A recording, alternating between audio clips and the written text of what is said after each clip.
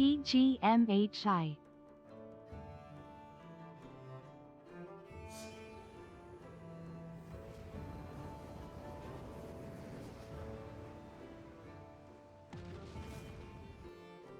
OMG, OMG, OMG.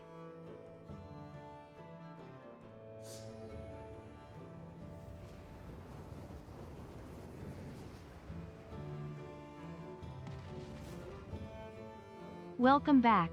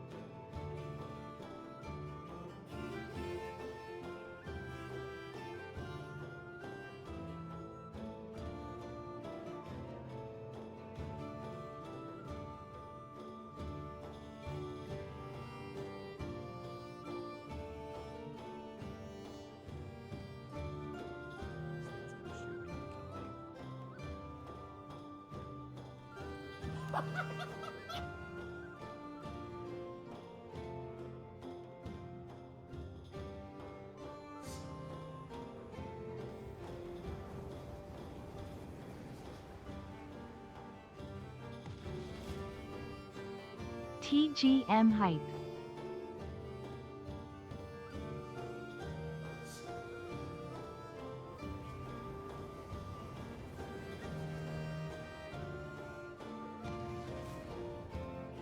TGMHI.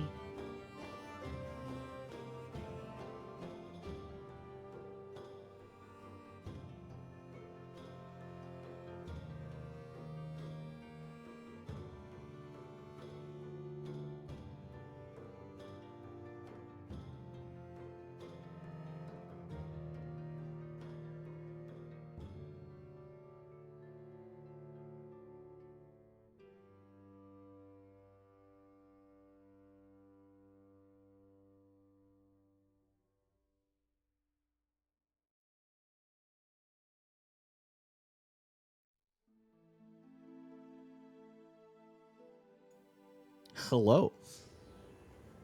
I was like, I could do another song. Nah, I'm too excited. Hi. What's up, everyone? It's amazing 7 years to be of subs here. for Civ 7. And to be able to talk about Civ 7. This is going to be a fun stream.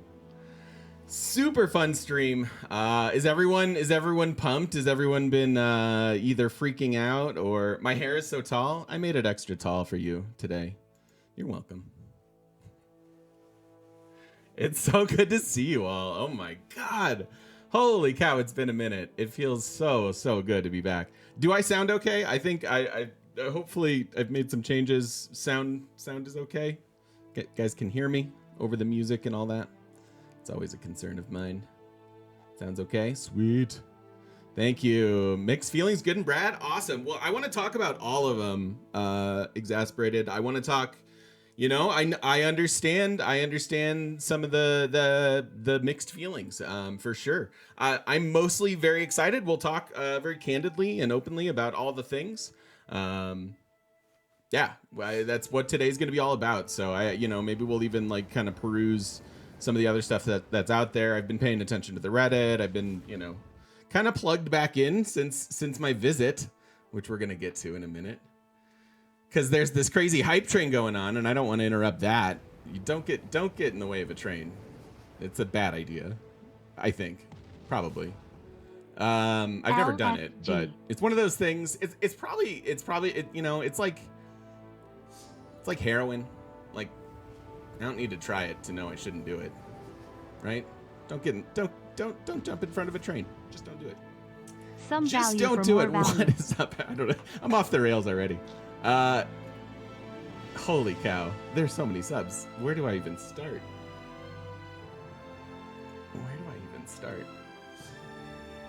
It's slightly loud for me. I'm gonna turn it down a little. Okay, yes, I did get to play the new Civ. We'll talk about it. myself and some other lovely streamers. They'll be popping up on the little slideshow that's going on. Got a little video stuff that we can share too. You guys have probably seen most of it by now. But yeah, this is my day to do it. So I'm going to share what I can, and we'll talk about what I can, and it's going to be amazing. Off the Rails is a good place to be to get out of it. This is all weirdly working as an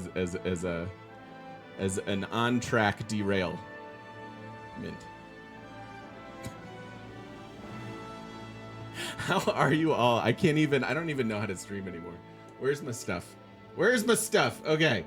Thank you to all of you lovely subs participating in this ridiculous hype train. You are amazing, and I love your faces. Chat, you look real good today. I think you got a haircut. Have you lost weight? Call me. Wow. Okay, so where did this begin? Rosie. It started with the legendary Rosie. Thank you for the 64 total months. Hi, Rosie. So good to have you back. How have you been, friend?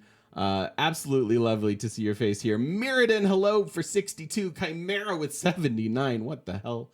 Broccoli, thank you for the tier 3. Ridiculous. Thank you for the 11 months. Welcome back. Loose with the 5 gifted subs. Lone Eagle, thank you for the 34 months. GPS, thank you for the 50 months of Prime. Love that. Thank you for the Prime subs. The Maestro with 84. Outstanding. Thank you, my friend. Good to see you here. Mega Mario, thank you for the 45 of Prime. Holy butts. Timorius, thank you for the tier 2.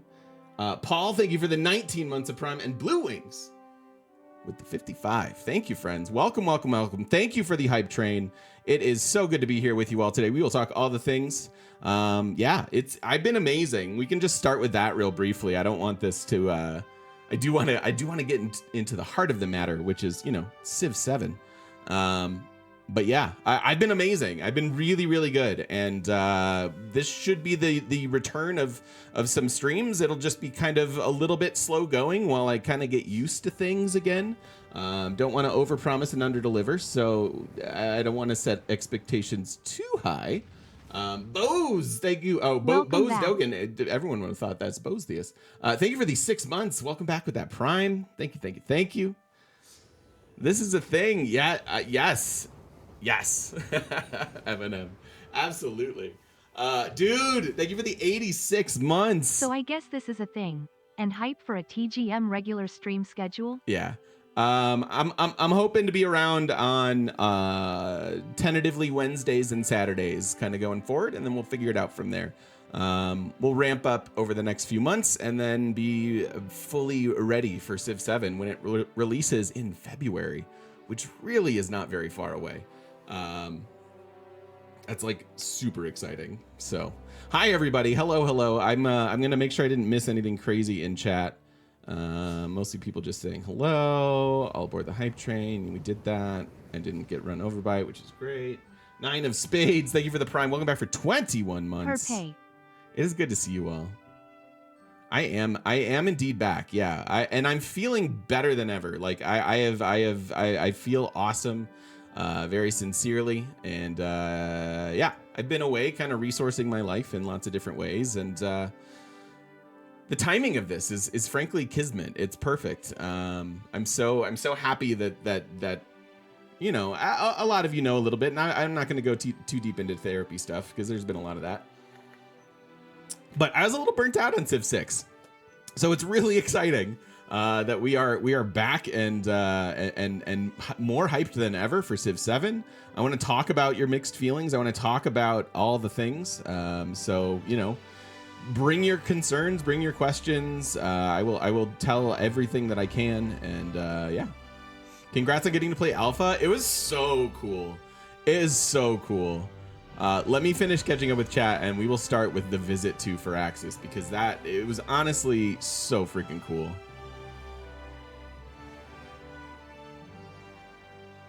I'm curious if they let you play through multiple ages, and if so, how did leader selection work? No. Just antiquity. So I know nothing beyond that. That is so cool. Congrats on being all preggers and married. I know you invited me, but boy, it's been a busy year. I think you're married, Sparrow. Congratulations, and if not, that's coming. You got 7 new reasons why you're amazing. What's up, White and Nerdy? How you doing? What's up, Hanzo? Welcome in, everybody. Thank you for the love. Thank you for the support. Thanks for being here more than anything. It's just awesome to have a whole bunch of people here. You look great in the pic. Super happy for you. Thank you, buddy. Thank you. Do I think I can also stream simultaneously to YouTube? You get less in trouble on work if you watch on YouTube. Yes, caveat, probably not today. I need to set some things up over there. I'm going to be kind of going slow with all the things, but I have some ambitious goals. Again, I don't really want to share every detail because I don't want to like set my expectations and then shame spiral, as is a thing that I've done many times before and hasn't been happening lately. So cheers to that. Yay for mental health. But so yes, I will eventually do that. I don't think there are any restrictions on doing that these days. So yes, but not today.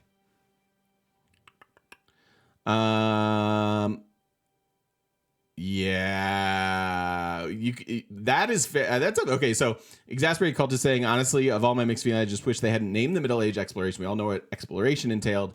It was pretty much like the Europeans doing it. Yeah, you could just call it colonization, right? And things like that. Very Eurocentric.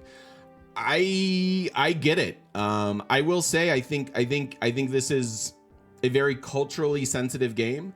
That was one of my questions when I got to sit down and interview the freaking the two highest people at Beach, and his name is escaping me now, but he's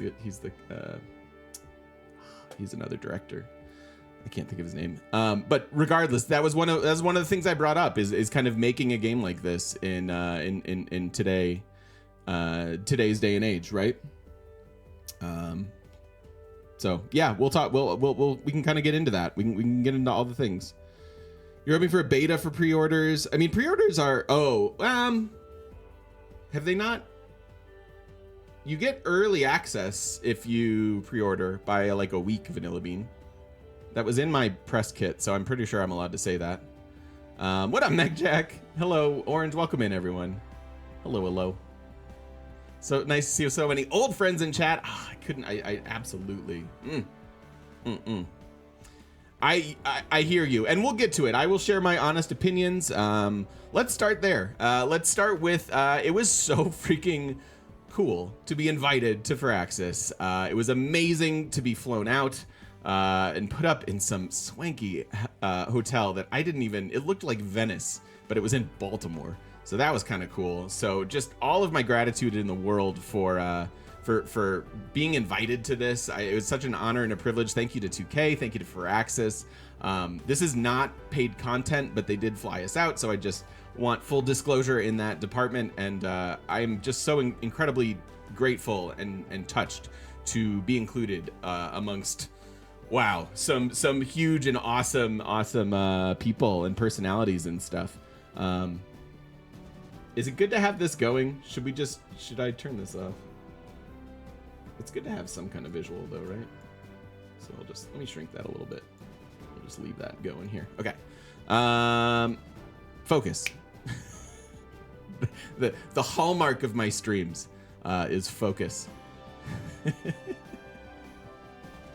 So, how many of there were, what's up, Carl? Speaking of, yeah, thank you, AW. Indeed.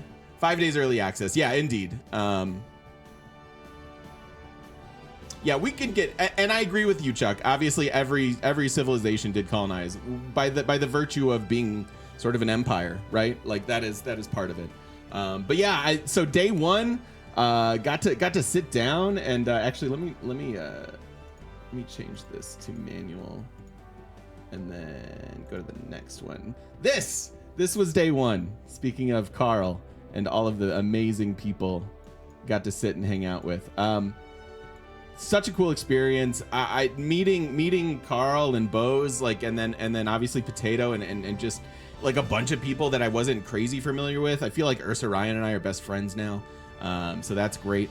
It was so awesome to get there, to be swept away and swept up in this really, really cool experience and event. I mean, I genuinely just, it was a blur, and it was some of my favorite days, some of my favorite experiences just in general. Like, it was so good, and so fun.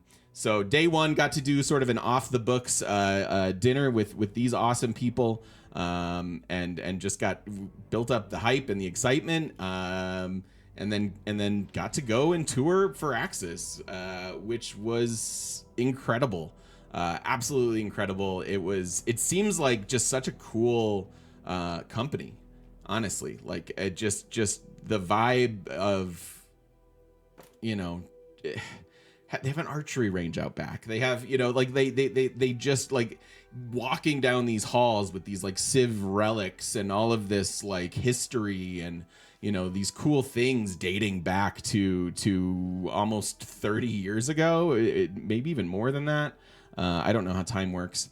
Yeah, even more than that, like early 90s, right? Civ 1, we got to see the computer that Civilization 1 was programmed on, and walked in through this really cool scene of I don't know, felt like a museum, into this giant room of computers with these curved 4K massive monitors, all of which have the, you know, had the Civ 7 title just there, you know. And it was just like, I was in awe. I was absolutely flabbergasted and just blown away by how cool it felt and how honored I was to be there. And then, yeah, got to play for many hours and hang out for many hours. And I didn't press the game in the way that I think Bose and Ursa and probably Potato and everyone else did. There was sort of a unofficial challenge to get to the end of the first era. And we'll get into the big changes, the first of which is obviously the era system. But so I didn't really try to break the game. My first instinct was, okay, I want to go settle on top of that resource. Settlers have 3 movement, by the way, which is neat. And I was like, okay, I can do that. That'll be a turn 2 settle. It'll be fine. There's no more settling on resources. And I literally went into the water down a navigable river, and then had to get out of the water. And so I literally had like a turn 3 settle. I thought Civ 7 might bring you out of your Rocky Mountain lair. Oh my God. Yo, indeed. Thank you for the hype as we go here. Southside, thank you for the 82 months. Thank you for the bits as well, my friend. Much appreciate. So yeah, that was how it started for me. And I made the very like therapeutic choice of like, I'm not going to be a perfectionist today. I'm just going to I'm going to roll with the punches and enjoy the game, and all that. So I didn't restart. I really was tempted to restart. But I was just like, nah, I'm going to roll with it. We'll see what happens. And I just had fun with it. I eventually got into a war and settled cities and kind of, you know, I wanted to touch all the things, but I didn't try to like break the game or anything like that. Raven Mike, thank you for the 46 months. Thank you. Yeah, thank you, Maestro. I was just like, you know what? Let's just roll with it. Thank you. Remember, it's good to see you. I have a happy face and am in a happy place, which is really, really nice. Seems like Civ 7 is disincentivizing going wide early. Will you be limited in land and cities in the first age? How many cities realistic to expect by the end of the age? We'll talk about the pacing in a minute. Let's come back to that question, Trev, because I think it'll be very, very interesting to talk about some of those big things. How many of those hours were spent on turns 1 to 3? Oh, at least all of them. My leader Civ combo was someone plus Egypt. I can't even remember.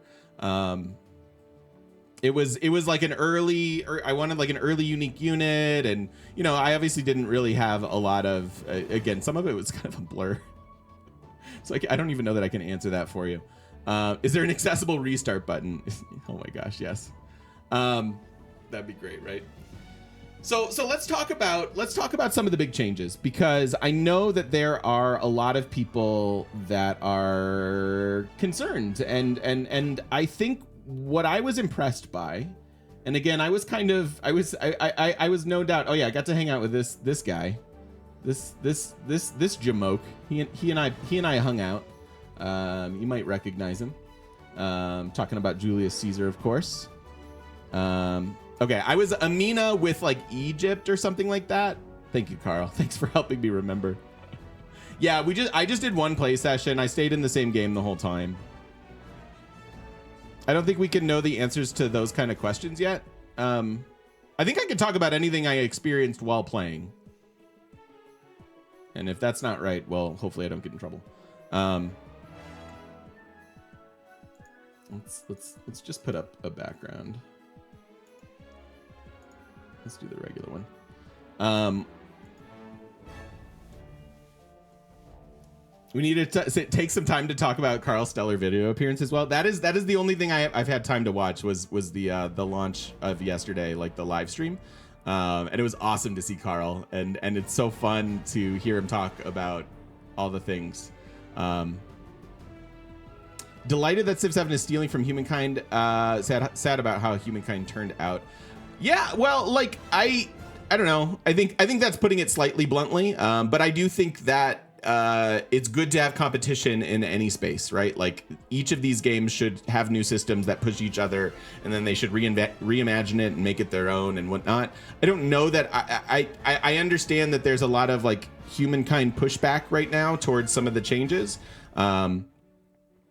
But it didn't feel that way to me. I tried and didn't really, Humankind didn't really take with me.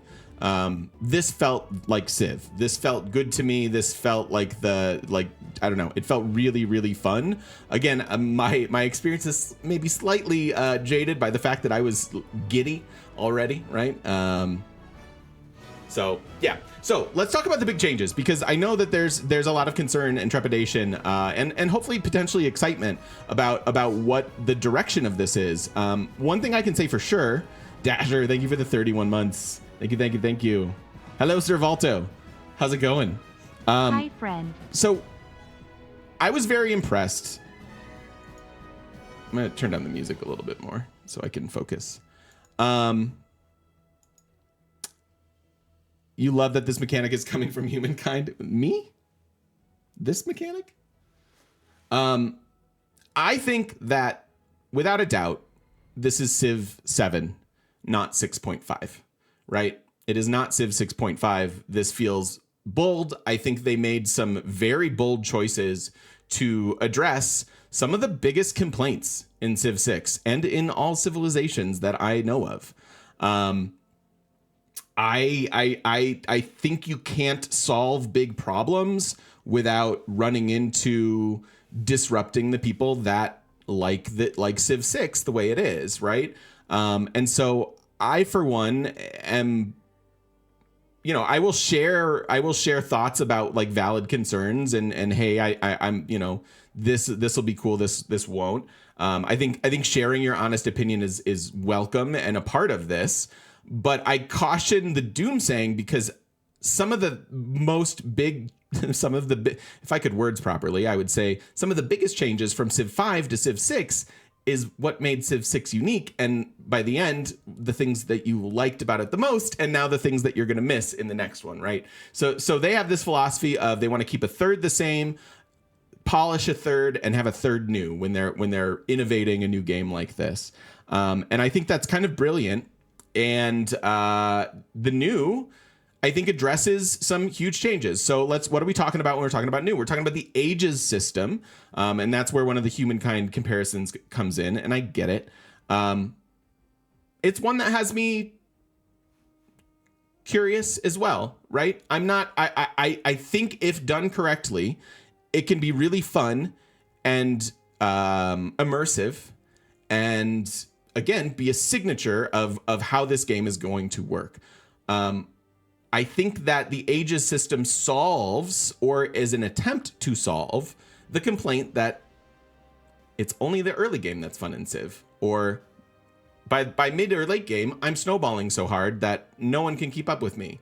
Some people really like that. I will miss the snowball sometimes, but I also will enjoy having challenge, right? So if you get to kind of like reset and rubber band, that can be a way of keeping the AIs or other people in the game, giving them comeback mechanics, giving you a chance to pivot or dig in. That can feel artificial, which I think is where people are concerned, right? Like if you wind up having to, like if it winds up being I have to do XYZ every single game or whatever, and like, if it's so rubber bandy that it feels like what you do in a particular age doesn't matter, then that's not going to be good. But that wasn't the impression of what I thought was going to be happening, like at all. So I think that attempts to solve a really big problem and is really cool. So if you don't know, you start in antiquity, you go to exploration, and then the modern era. Each time you evolve into a new civ. You are picking a leader and not a civ anymore. You're not picking Japan. You can pick Hojo, and then Hojo can be Japan and have a historical path through that. But based on history and the game, you will have options of evolving into different civs, right? Rise and fall of an empire, right? Rome didn't last forever. It burned and became a different, like Byzantium fell and went to the Ottomans, and those people acclimated, and I'm listening to the Empire podcast, by the way, highly recommend. Learning a lot about Ottoman history and loving it. But yeah, so I think there's an attempt to have some realism there, which I think is really, really neat. And I think it's an attempt to solve really, really, really big problems. So I think that's cool. Another huge change is no more builders, right? No more builders, no more culture growing your borders. It's gonna I was like, huh? And so that's one in my opinion that feels really big on paper. And I really thought that while playing it, I didn't really miss it. I kind of miss chopping wonders. That's not going to be a thing anymore. You're not going to be able to chop wonders. But I think that it's going to solve the issue of micromanaging and some of the complexity that doesn't necessarily need to be there. I think it's a big, bold attempt to solve one of the biggest pain points, which is the micromanaging, right? In the late game, and like if we load into Civ, and we look at and granted, my Hall of Fame has been destroyed several times. Actually, I don't want to do this right now, but the builder is my most built unit by a lot, and it winds up being very, very tedious to manage that, right? So I think that's, again, another huge attempt to solve a very big pain point. I think the complexity is there for us deity players, and I think that there should be a smoother transition into the game for new players. Let me answer some of these questions that have been popping up as we go here, because I know I'm trying to make a point and stay on my point without getting super derailed by easy to answer questions. So let me cruise through some easy to answer questions, and if you have some, drop them in chat right now. Are there earthquakes? Yes. Disasters are in there from the beginning. That is a carryover. They do still improve tiles, and it's awesome. I got wrecked by like a lightning storm that fertilized like 28 tiles. It was really, really cool. I'm really happy that stayed and is a part of the game. I feel like if you want to snowball and dominate the game, you can lower the difficulty and get that experience. Yeah, I worry about the rubber bandiness feeling artificial. But if they do it right and there are lots of different ways to advance the eras, then I'm cool with it. There are new unique units for every era because you'll be repicking your civ. Exactly. How do you keep your... Okay, so you select your main leader, who doesn't have to be a head of state anymore. You can select, for example, Benjamin Franklin, and then pick America or somebody else, And then as you go through the game, you'll have options to evolve into, whatever. And again, not necessarily America. That's not information I have. That's a for instance. So, there'll be an ancient way to, get into the game, and then you'll evolve maybe eventually into America. Don't quote me on that. But so you will retire all those abilities. You will keep tile improvements, I believe. And then, and also, but then you'll some of this I'm worried that I'm not allowed to talk about. Let me pull back a little bit.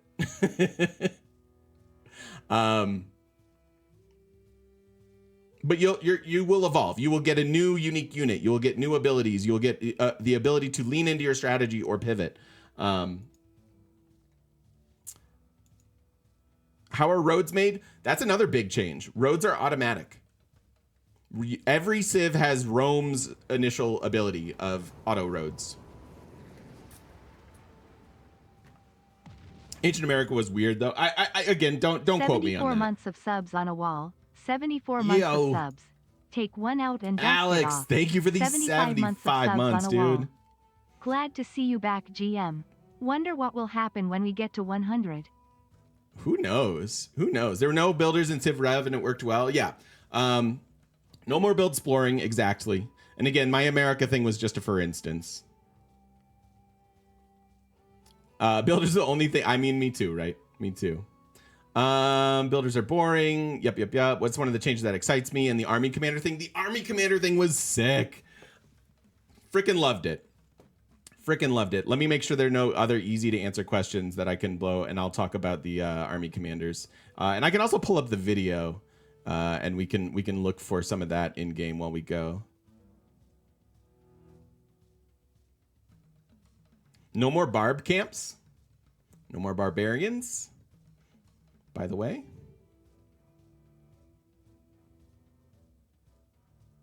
And no more housing caps, which is huge. Loyalty is not a thing that I saw.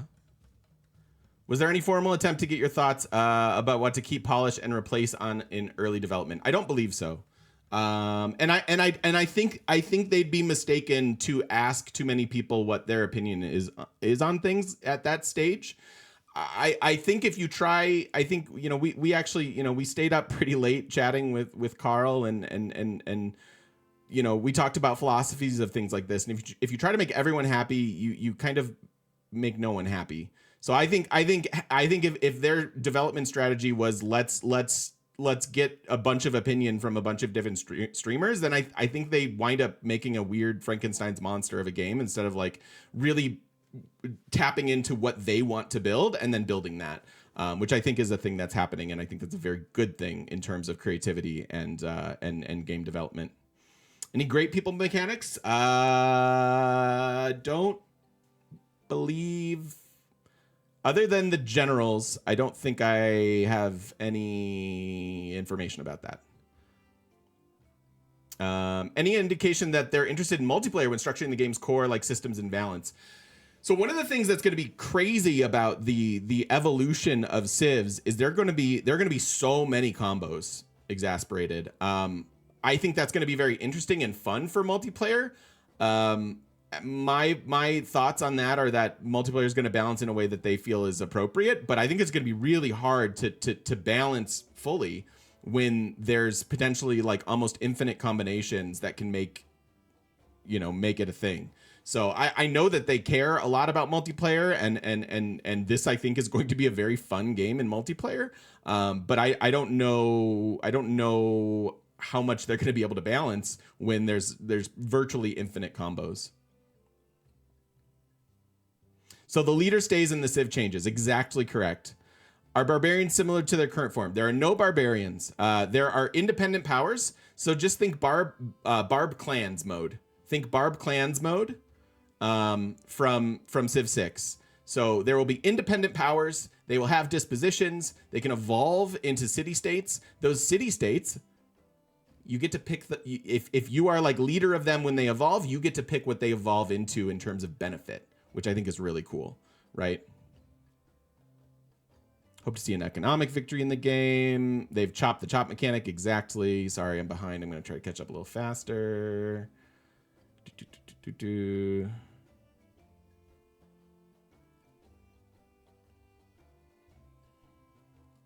Auto roads. We call those freeways. Cool with that. Roads were tedious. I wonder how railroads work. Yeah, I do too. I don't know that. In the showcase, they showed 3 choices to evolve for the next era. One was historic. One was based on completing an objective, like 3 horses, and the third was like a leader choice. Yes, indeed. So you can go to like Rome, to Great Britain, to America. Yeah, theoretically.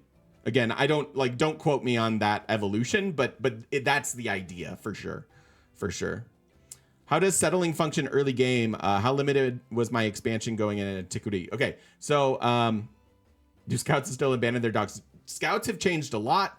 I don't know how religion works. All we saw were pantheons.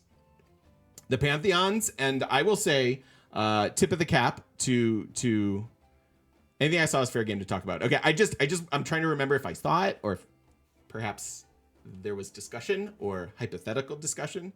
So I'm just trying to be careful. So scouts have changed. Scouts are really neat and have new functionality. You can like stop and get extra vision. They have a couple extra abilities. Also, I really want to get to the video. There's too many questions to answer. I'm too excited to be here. We have too much to talk about.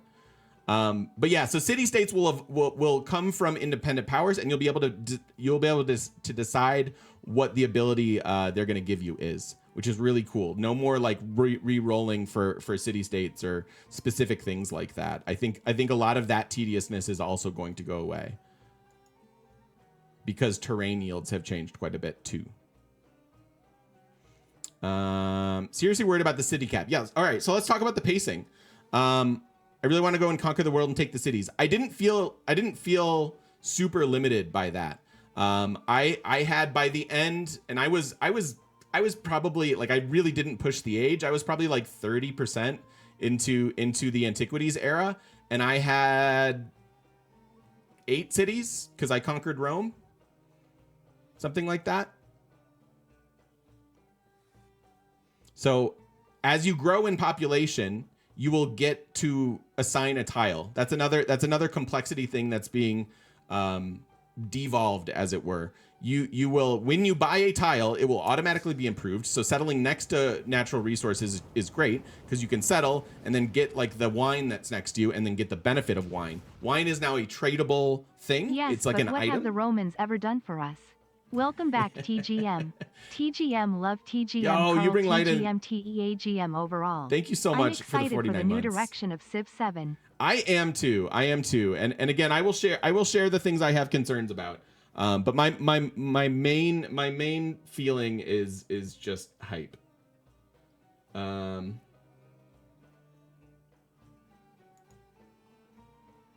I want to.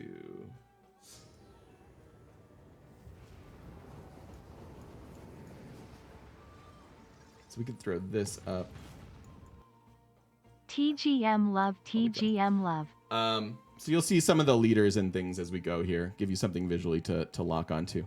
Are there districts? Yes, districts are massively changed though. Massively changed. Let me finish the point about city cap. Happiness is back. There is no faith economy. Those are 2 big changes too. What you want is more customization. You will have that. I think you'll be able to play it in whatever way really feels nice to you. So I didn't feel artificially limited by that. And I think that because you'll be able to outpost cities, you'll be able to do more things like OCCs. Population grew very quickly. I will say it's like big, satisfying cities.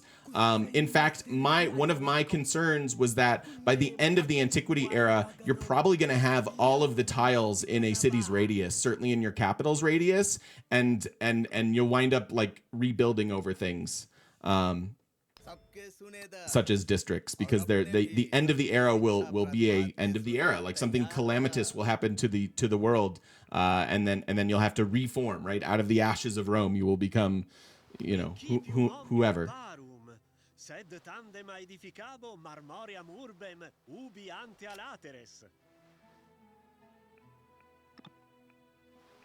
Have I talked to PB? I have not. I have not. Do I think they care a lot about multiplayer? Because in Civ 6, they definitely did not. I think that's a discussion for a different time. I genuinely think they care a lot, but also know that that it's almost going to be impossible to satisfy the multiplayer community, and that they're going to wind up modding things anyways. That's long been my philosophy. Are there city states and barbs? Again, no barbs. They are independent powers that will evolve into city states.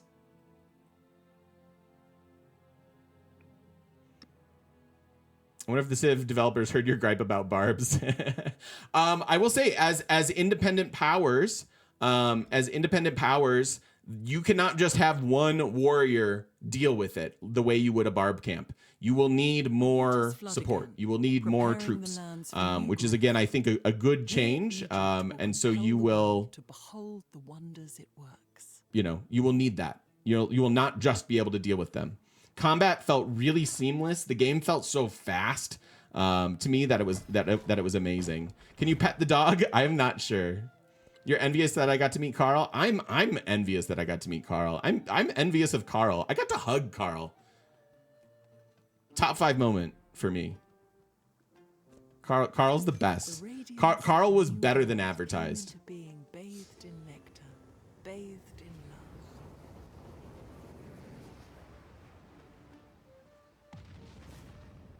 in love. Good morning and welcome back. Thank you. Hogue, my dude, thank you for the 65 months. Welcome back with that Prime. Invoice for access for all the QA I do for them. All these different questions are really feeding my ADHD. I know. I'm really trying to stay as focused as I can, and it's rough. How many turns did I play? I don't even know. Probably 80. So 8 cities including towns, or 8 plus some towns. It was like 3 proper cities and some towns. Since not all leaders are heads of state now, will you be a playable leader on day 1 or part of one of the expansions? Mech Jack, thank you for the 45 months. Hopefully,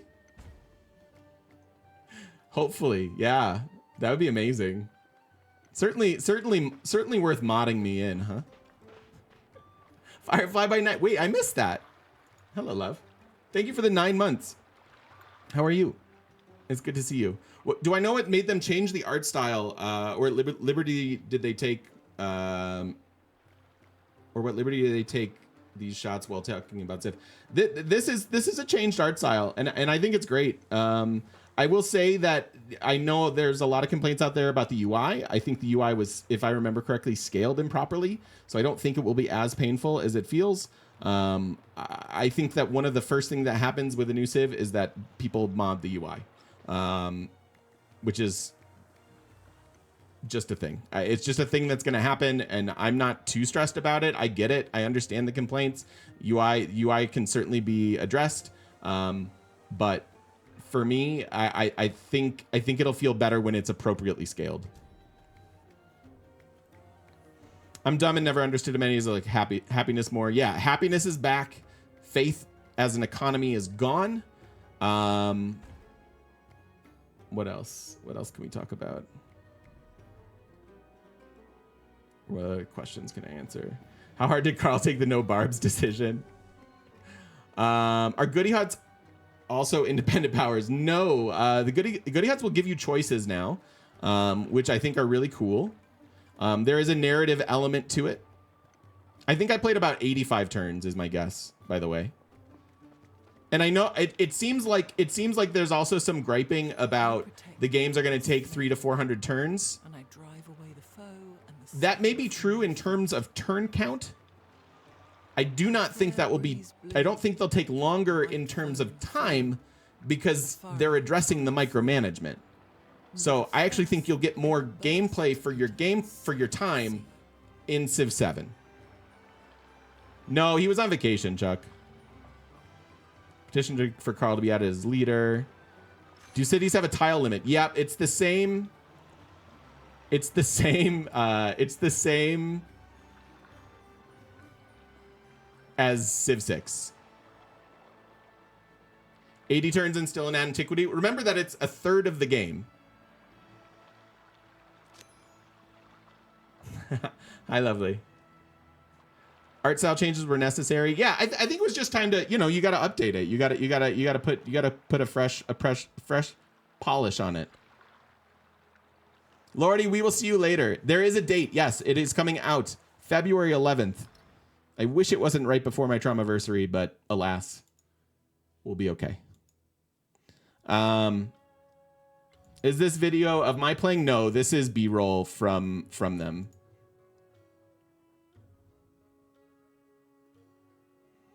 I think I missed Bose's answer to the question about the unique fog of war. Is that still changing? I don't know, and I also didn't love the fog of war.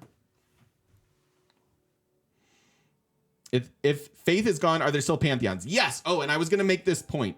I feel like, so there's a lot of, your units don't level up anymore. Your generals do. And your generals can vacuum up a bunch of units and then run across the map and then, forgive me, poop them out. Which is really cool because it's an evolution of the 1 unit per tile thing, just like armies and corps were, right? If you get attacked while you're doing that, everyone takes damage. But again, it's going to save you clicks. It's going to save you so many clicks. Like that micromanagement level, I think, is really being addressed with things like that. And I really liked generals. They had good promotion trees, and it felt to me like from all the pantheons and all of the things, it showed like it was so much more straightforward than ever before.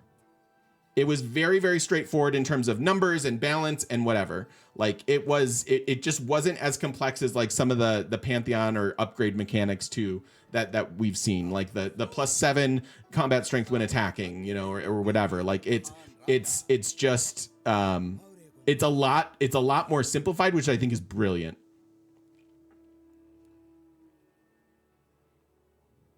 Are generals killed? Yes, you're gonna want to target them. You will target them first and foremost in wars, to be sure. Redborg, thank you for the 42 months. Welcome on back. I am hype. Generals are commanders now. Basically, yes. You're all about saving clicks. I think it's an awesome, fun choice. The amount of times you've scummed because you didn't micromanage properly is in the thousands. Exactly. Do you move eras at a set turn, or is it like humankind? It is. Hey, TGM. It is not a set turn. Hope you are doing fine. It is based on events in the game. What to look out for when settling? Looks like fresh water is no longer needed. Not true. Fresh water is very important. But I will say they've normalized. They've normalized terrain. So tundra is no longer undesirable because tundra has culture on it. Desert has gold on it. Rainforest has science on it. Plains have production on it. Grassland has food on it. So there won't be we have to re-roll for 2 hours to get a good start.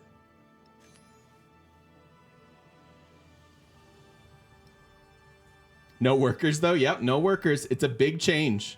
But it's really cool because you're gonna have, there's gonna be so many interesting choices about settling still, because you're gonna kind of want to settle next to a luxury, because your first tile can then be that luxury, and then you get that luxury, and that luxury is an item that you can move around to cities. So like silk, and I'm making this up, but let's just say silk is in the game and silk gives you culture.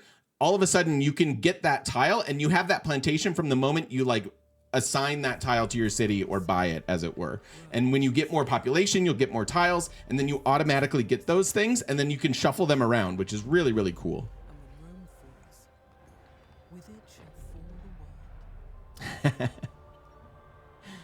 Fewer rerolls, boo.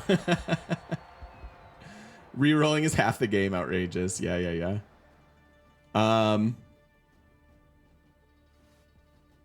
What else? Kind of like Monopoly mode? Yes. And again, a really cool functional sort of thing.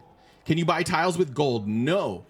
Because you will no longer, there's no longer having 10 workable tiles and only working 2 of them.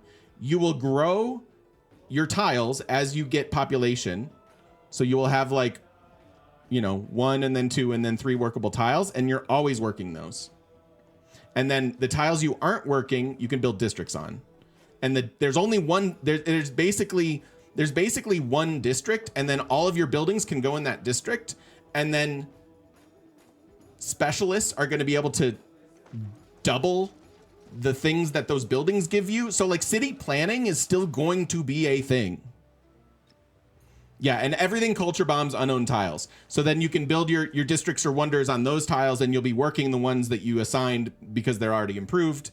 So I think it's still going to be really fun to plan your cities, and I think really important to plan your cities. But there isn't a science district, there isn't a culture district, there isn't a military district. All of that's been like sort of merged into a single, like what is it called? There were urban districts and rural districts. You'll have an urban district, and then within that urban district you can have a library, or if you want to go culture, you can have an amphitheater or whatever. And again, some of this I'm making up, but it's just I'm trying to speak in Civ terms. And then that can when you get to the point of specialists, you will assign it to that district and then double the yields of all the buildings and stuff. So specialists are going to be a thing, but also you won't assign them and move them. They will be from what I understand, there. That's the type of thing I don't know if I was allowed to show that. I'm glad specialists are coming back too. Is the footage that's playing in the background somewhere online? Nope. Well, it is because I'm online. And we can pause and look through any of this. Yeah, wide and tall will both be a thing, and I think both will be very viable. Will Coupe still show up in Ford Settle Your Game? Probably. Yeah, specialists are going to be cool. I think city planning is still going to be very cool. Your leader is going to have like a promo tree basically, so you'll be able to like kind of spec them as you go. Yeah, end of the era crisis, exactly. That's going to end in the era change. So the one we were able to see is basically a rise of independent powers, and it's similar to like barb camps spawning all over you and like this crazy thing happening. Am I actually playing it right now? No. I love what I saw. Small feedback for devs from the B-roll footage. Independent power and diplomacy and several medieval style armor in Antiquities era, more immersive and appropriate arts assets. It's tough because we're only doing 3 eras, right? Did I get a sense for how the economic victory might work? No, I know nothing about the victory conditions. How did I feel about the flavor? Did I get a sense that of the leader strengths and weaknesses?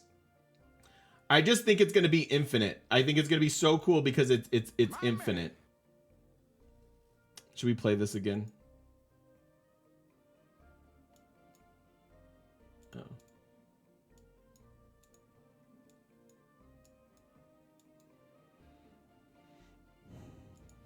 And thank you for the follow. Welcome in, whomever just followed.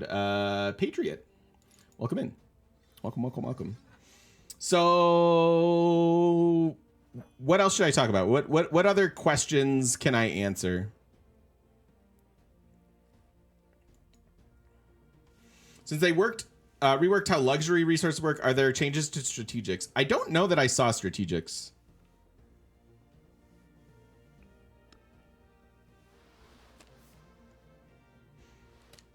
But appeal has evolved into happiness.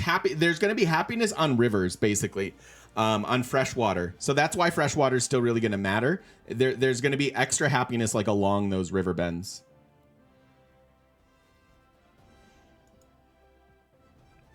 Do you get a sense that you can fully max out your leader with all traits, or are you actually going to have to make choices? I assume you're going to have to make choices. We didn't really get far enough into the game for me to have a sense of that. Yes, diplomacy has changed a lot. Trade has changed a lot. Cities and towns have been mentioned a couple times. I miss an explanation in there sometime.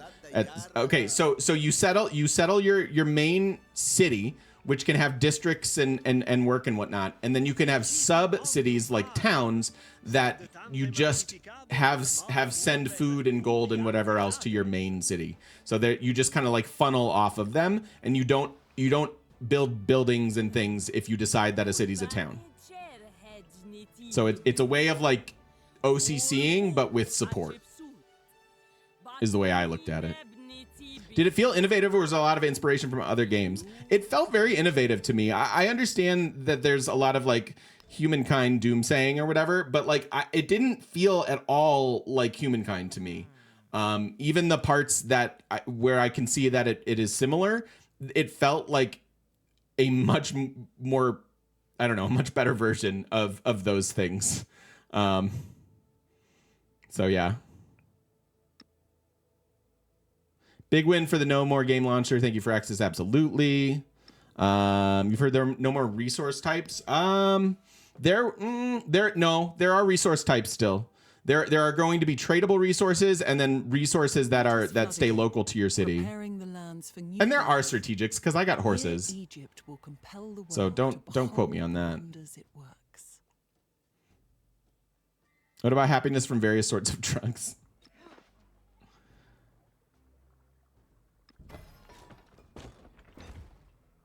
Yeah, that sounds right, White and Nerdy. I didn't do too much. I had a really good ancient era unit that was good on defense, and then I took over Rome with it.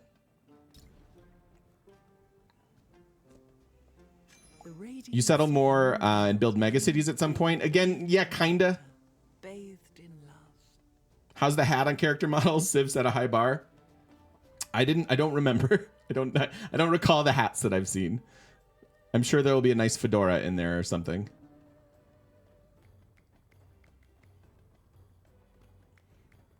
Will the Crisis era be similar, or are there two different ones for each era? That is one thing that I mentioned. I want lots of varieties of eras. I don't want it to be the same Crisis over and over and over. I think that would be a bad choice, because it will feel too samey. You know what I mean? So I think there needs to be 5 or 6 ways to advance each era, and the Barbarian Revolt, or the Independent City Uprising, I hope is one of many, but I don't know that. Was it fun? It was incredibly fun. I felt like it was very intuitive. I honestly will tell you that the tutorial was quite good.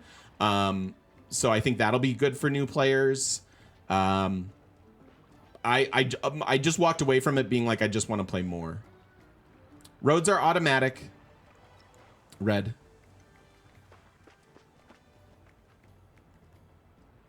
Rise to vote, sir. Thank you for the 38 months. Let me kind of look at this video. Let's Joined make this a half hour big. late, so I just watched on maybe 1.5x speed, so I didn't miss any TGM Civ 7 content. Let's maybe say goodbye to chat for a second.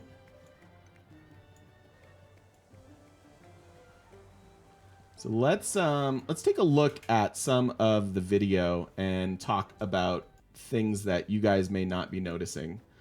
Came away from the vid thinking the map looked gorgeous. Yeah.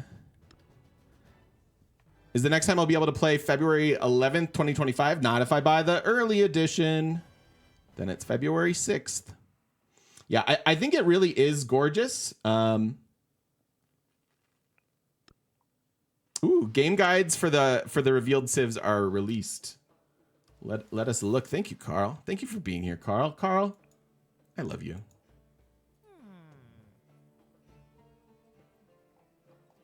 Official website.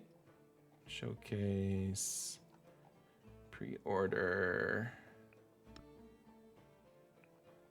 Order. Explore the game guide. All right, cool. Let's do this then. We can come back to the footage. Let's go browser.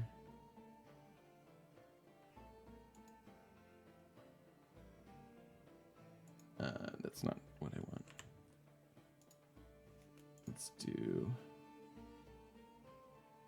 window capture. There we go.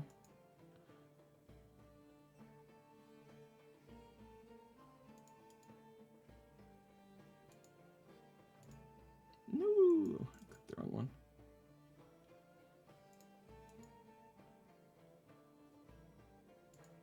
Okay. Whee.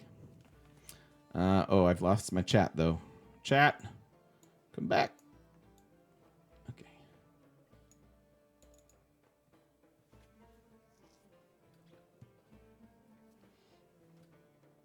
I think this will be another musical masterpiece for sure.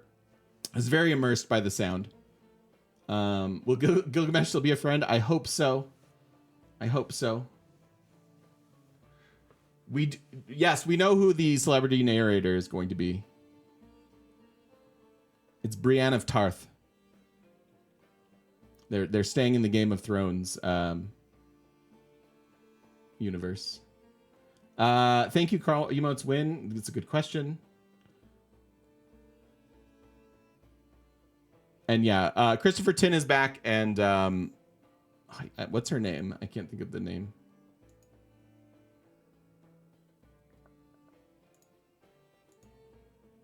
Who's on their Twitter?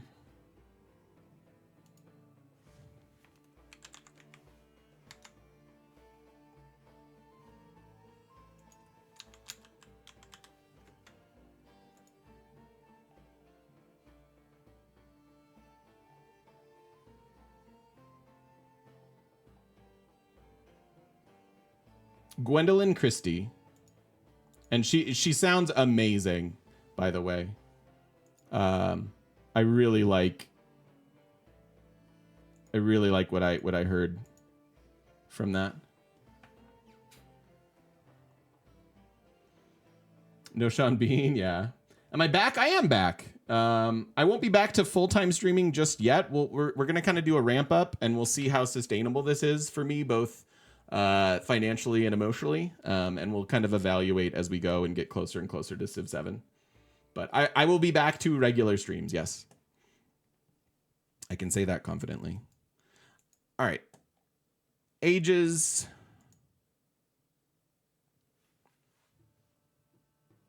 I like that there's a game guide. Need to commission a Gwendolyn Christie emote now. That's a good idea.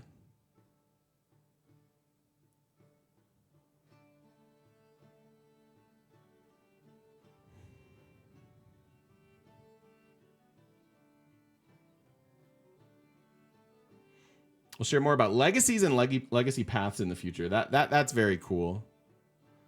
One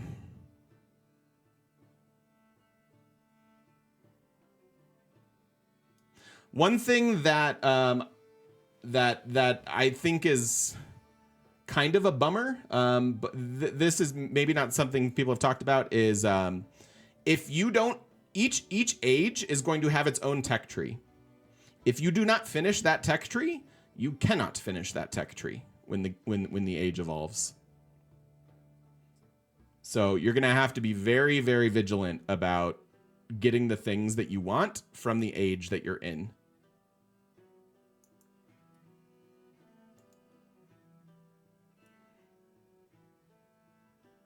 I don't know how punishing that will be, because each era is going to have its own like new buildings, and you're going to evolve your town. There's the punishment you were looking for. Let's invite Gwendolyn Christie on stream. That sounds amazing. Has strategic merit though. I agree. And I don't know that a lot of people have talked about that. Like if you never learn sailing, you won't be able to make boats. Theoretically.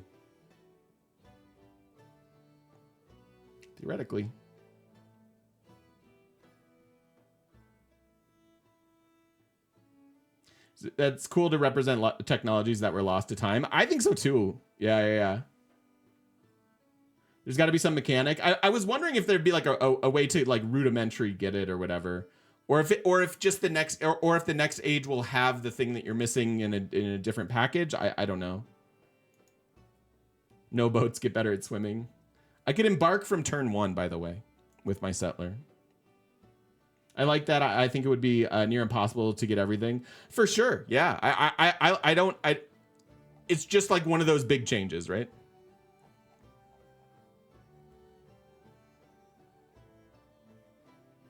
Oh, this is all this is. Okay. Well, it's a start.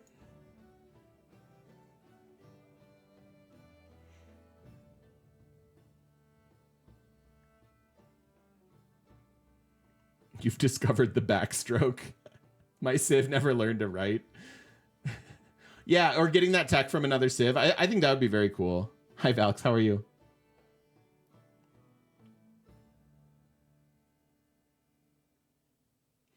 I think it will work well in later techs in each age if don't have a base mechanic. Yeah. Yeah. Frax's video said something about exchanging ideas. I wonder if that would be a way to tech trade. That would be cool. That'd be cool. Okay, I don't think there's a ton on here for us. Is this just... Oh, I found it. Here we go.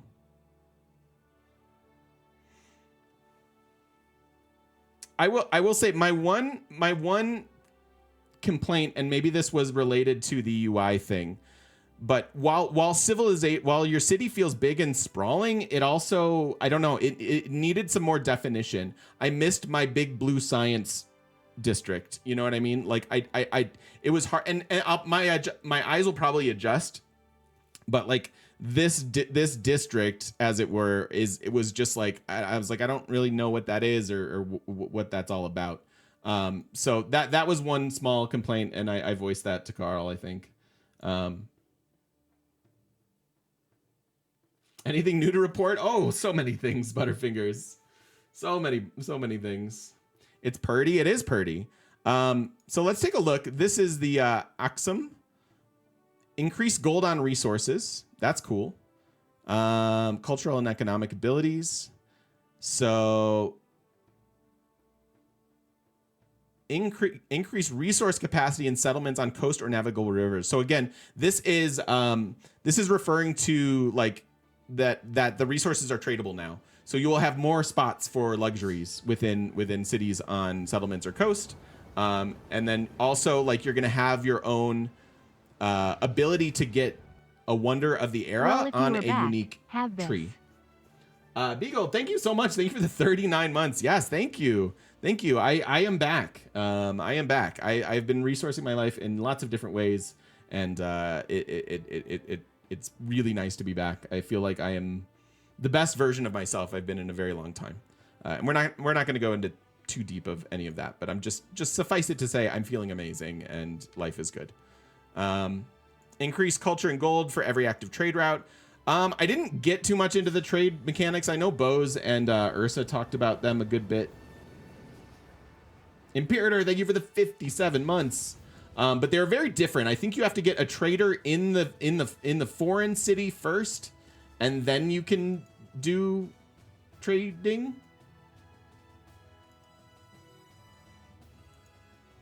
I believe.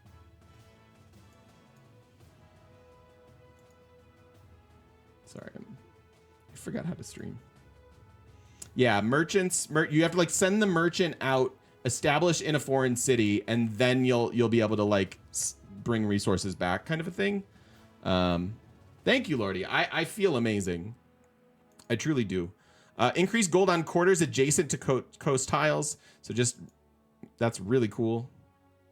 Altar and Monument game a culture adjacency bonus. So the Pantheons almost all require an altar. So like if I think they're going to be one, better if you go wide, and two, you will have to have the altar in order for your Pantheon to do anything in all but like one case.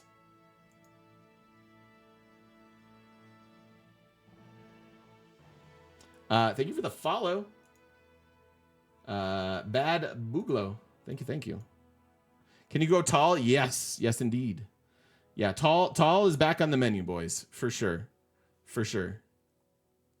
My cities were getting so big even in the antiquity era.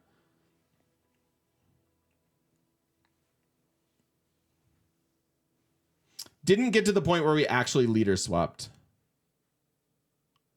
Karen's? I don't know what you mean by that. Is the altar some kind of inference about the future religion mechanics? I mean, one can presume, but I don't know. But yeah, so that's cool. I think it's only tile improvements that will stay with you through eras. I think almost everything else is going to get rebuilt over in the next era. That is one of my, frankly, concerns about it is like if your cities are getting to max radius and you're working all these tiles, like, yes, I understand that specialists are a thing, but if I have to then go and rebuild the new version of the library or the culture thing or whatever, like I worry about that not feeling as fun as they kind of want it to.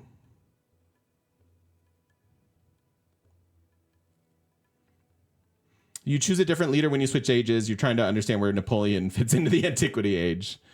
Yeah, you choose a leader, and then you will lead a civ. And that civ will change throughout the game.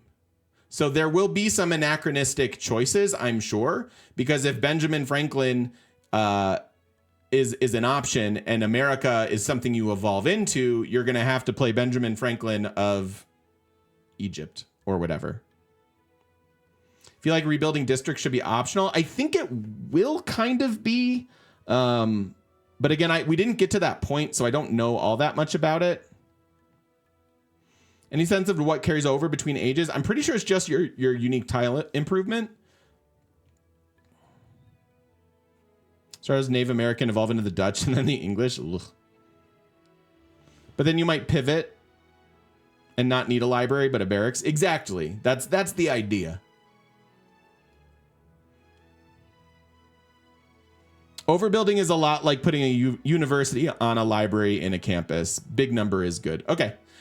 So again, like just because I have a little hesitation or trepidation doesn't mean that it's going to be bad. It just means that it's unknown. And we just didn't get to that point. So I don't know how that feels. But I, you know, again, I have a lot of faith in, I like that there's a big, bold new direction. I didn't want this to be Civ 6.5. I like that we're going to have to learn new mechanics, learn a new game. And some things, you know, some things that are gone will be a little sad, but you'll still be able to play Civ 6. It's not going anywhere. It doesn't get deleted from your library. You know, when you buy Civ 7, they don't make you do that. You could still play. It'll be fine. It's going to be fine. How condescending was that? Did I nail it? 100%? I imagine it'll allow for some really cool combinations. Do the civs you play with have their own abilities that you can mix and match?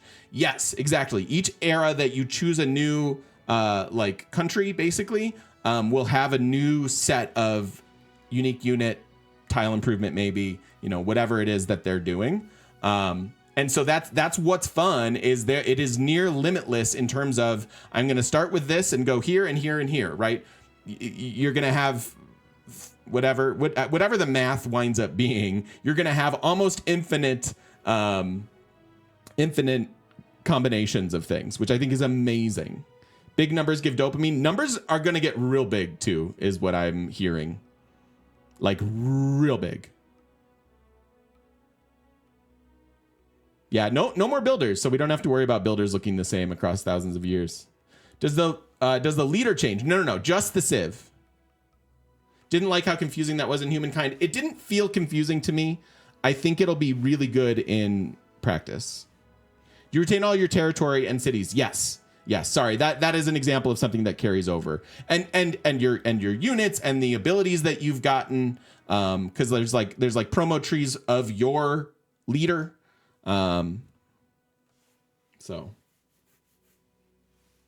I found it comforting, but in a cheeky way.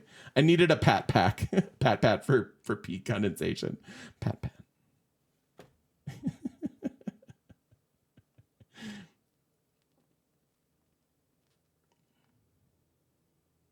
Sounds like humankind. There's some overlap for sure, but I didn't feel like humankind to me at all.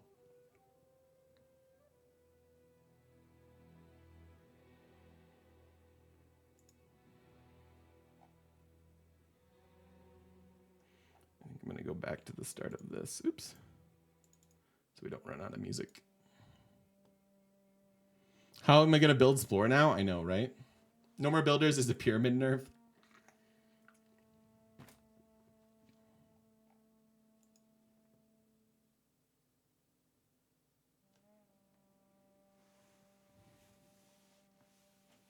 Thoughts on the economic victory type? I'm hype. I think that, you know, I answered the question earlier. Did they reach out to me for as a consult before they started designing this game? No. Asterisk. They've been getting my and all these other opinions for years. Do you know what I mean? So while I wasn't consulted when these things were created, the vibe of Reddit and the community and streamers and Civ fanatics and all of those things has been well paid attention to. So I feel like there's a lot in here that like I wanted or addressed or, you know, was like kind of made lovingly with streamers and people like me in mind, you know? Yeah, Carl's been an envoy in my stream for years now. Did that start? It did.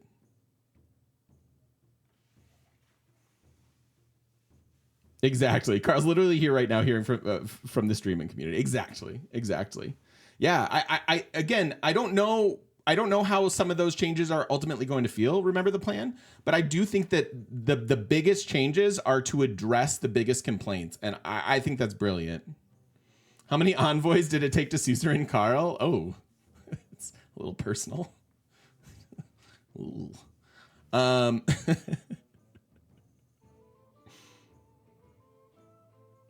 Very sad that more equitable train means re-rolling won't be needed now. You love re-rolling. You still will. There, but I just don't think you'll need an hour. I think you'll need, you know, a few. Cuz like resources are going to matter more, right? Like the movable and item-based resources or whatever. Would I like it to make a trade agreement with Carl? Yes. Obviously.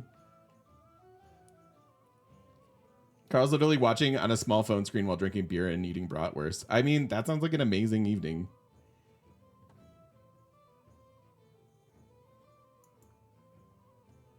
What other little tidbits can I pepper in for you all?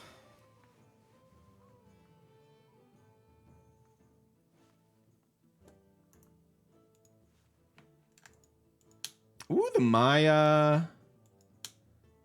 Okay, that's new. I don't think we saw Maya. The altar gains science for adjacent vegetated tiles. Cool. Yeah, there's going to be so much, you guys. There's going to be so freaking much. It's going to be amazing. I don't even think you understand how fun it's going to be. And I understand that there's, you know, there's people that are concerned and whatnot. And I encourage you to voice the concerns. But I would also encourage you to remember that the stuff that feels big and scary is going to ultimately make this really unique and make it its own game. Navigable rivers felt very cool. I don't know how good the PCs we were on, but we were flying through turns. There was no waiting in between turns. And I mean that. None. Yeah, the AI felt good. Rome came and attacked me. It's still going to have some quirks to it. The reporting on the ground is that deity is very hard and that it's going to be a more difficult game.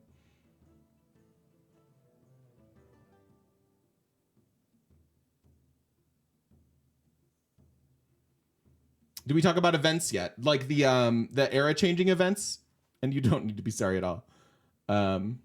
Any clue on the roadmap for expansions, big updates, similar older versions? I would imagine. I mean, I think the Civ 6 model worked really well.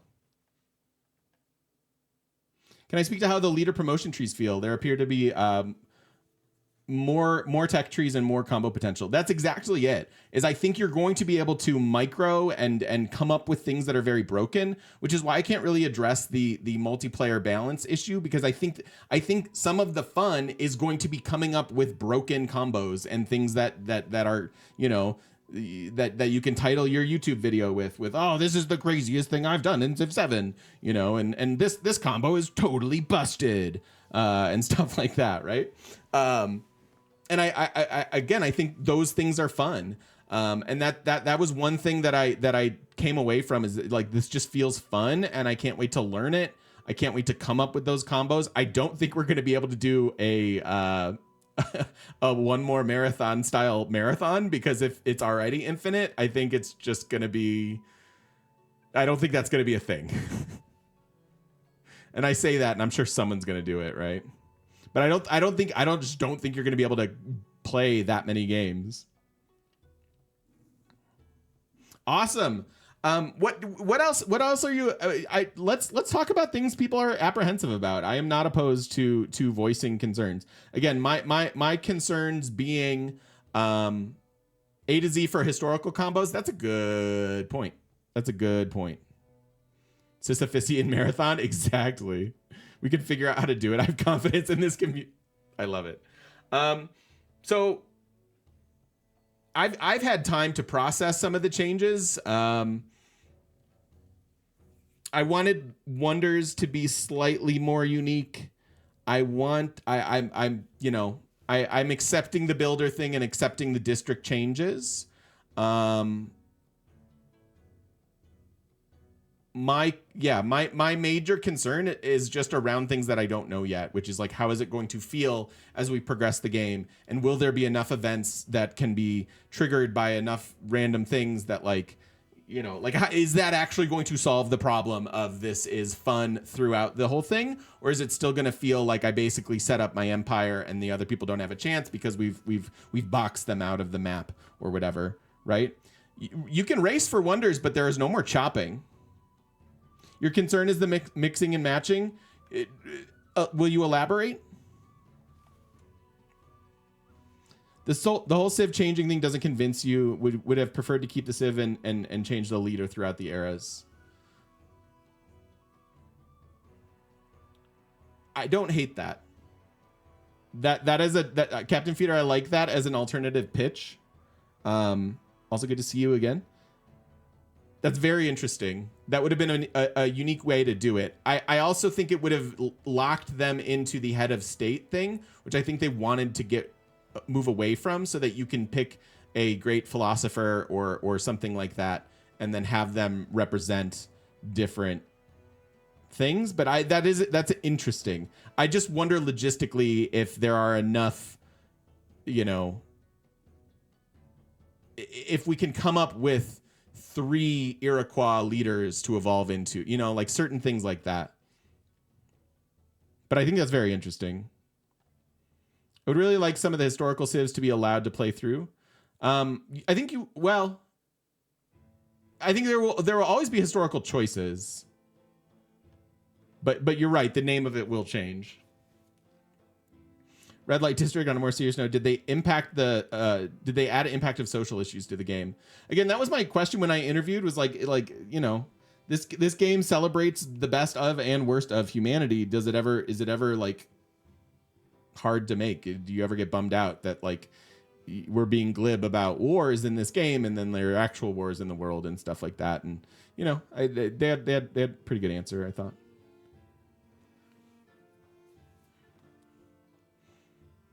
Will not playing a civilization or nation all the way through leave us feeling disconnected? Maybe.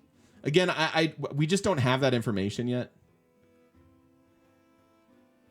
How the ages end, so it doesn't feel arbitrary, seems important. That is my 100% biggest thing that I'm hoping they execute well on, and trust that they will. As a history person, antiquity, exploration, modern feels like an odd periodization. It's both too broad and narrow. I totally agree. I totally agree. However, understand that it's the anachronistic parts of Civ that makes it fun, right? You cannot play ancient Egypt and have nuclear, giant death robots, right? So I agree with that. I can understand that complaint, and I think it'll be okay. But that's a valid one.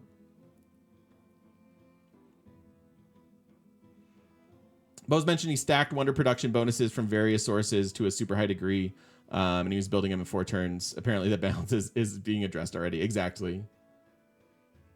Changing leaders gets confusing in multiplayer. What avatar would you put on top? I think that's a very good point. I think just logistically, the way that they're doing it makes a lot of sense. Because one of the things that I lost that felt frustrating to me in Humankind is like all of a sudden the name of your Civ changed, and I forgot who was doing what.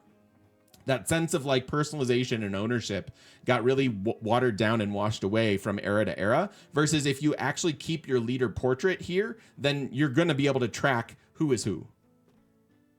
I think.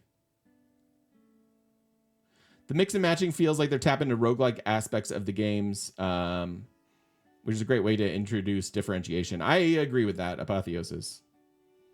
Or apotheos.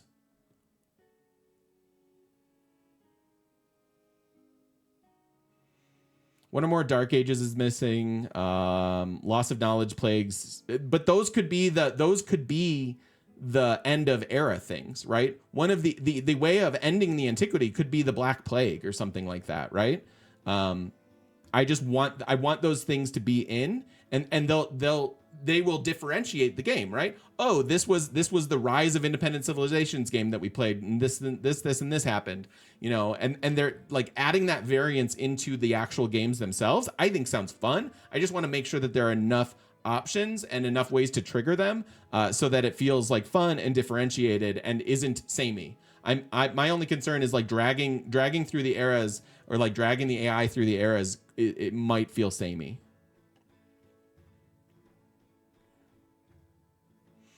If doing XYZ always triggers XYZ, then you can specifically prepare for it. You can see that getting routine. Again, that is my concern. That is my one major like kind of eyebrow raised.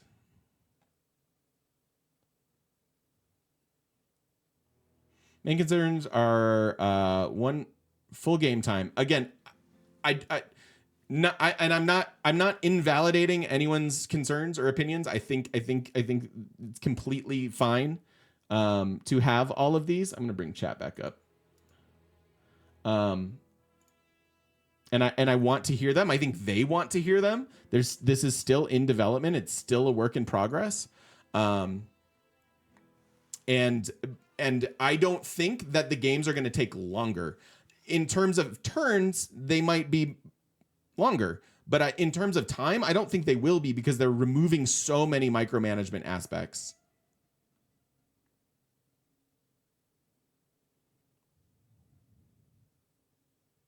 Bad UI decisions, colors in the tech tree. I agree with you on the palette, Broccoli. There was, and maybe my eyes just need to adjust, but I walked away being like, Humankind was like that too, where it was like, everything is so pretty that I can't see anything on this screen. You like evolving civs and static leaders best. Yeah. What Bo said about 7 or 8 city soft cap, which, after which happiness starts hurting. What makes you say wide is possible? So I think there are going to be ways to, use buildings and specialists to address happiness, and or like attach those choices to the civs that you're evolving into, right? Like if you want to play wide, then you play the wide civ, right? Like maybe the default is something around 8, but that's about where I want it to be anyways. So I don't know. I think as long as those things are built into choices within the game, I think you're going to be able to play as wide as you want. And maybe the default is around 8 cities or something. I think that's fine, personally. Does the game still have a strategic view? It helped you play Civ 6 on your old PC. I don't remember.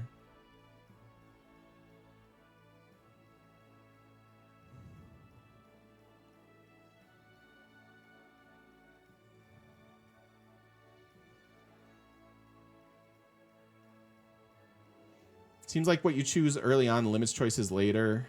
It may recreate the bad idea like Amerindian people are interchangeable. That's interesting. I think there are a lot of very interesting points about the cultural sensitivity of it. Are there plenty of cards toward the end, like a Dark Era card? I don't. That's interesting, and I don't know.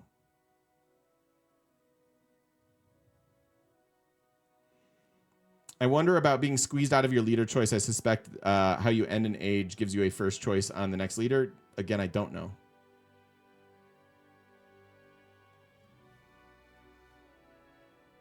Did I watch the trailer for Ara History Untold? I have not.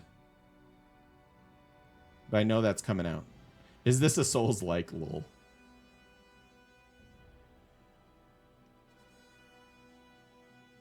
I think you guys are bringing up some very interesting points. And again, it's going to be an anachronistic game. It just by definition.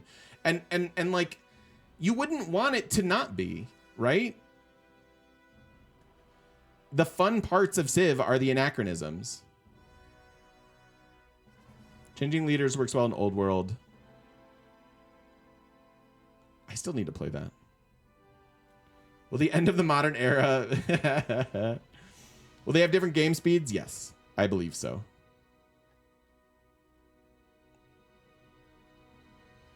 Yes, Russ. February 11th.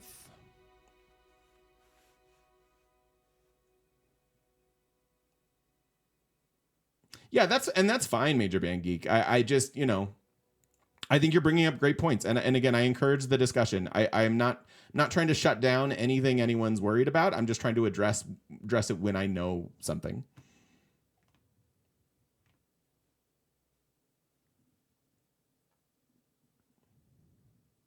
What's up, Doc?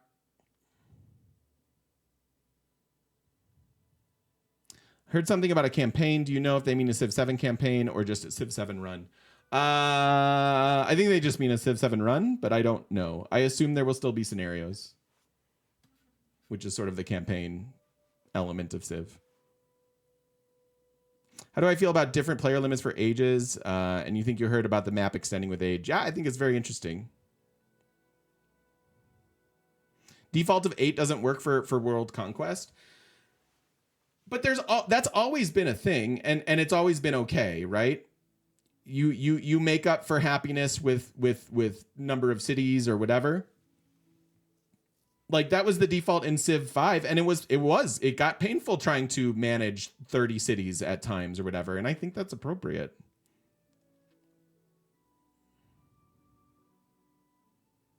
I have no idea, Butterfingers.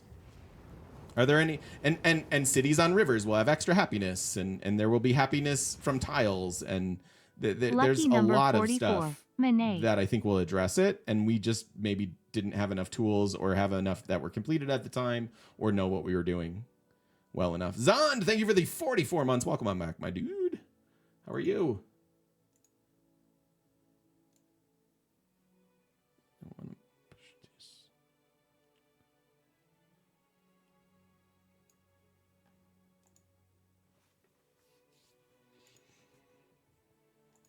Thanks for being here, everyone. Thank you for hanging out and following. This is my return to streaming, so we will be around much more regularly than I have been. Does Firaxis hire historical consultants? Yeah, they have. That was one of my first questions. I have been told that they doubled their AI team, and they have 4 historians working on this.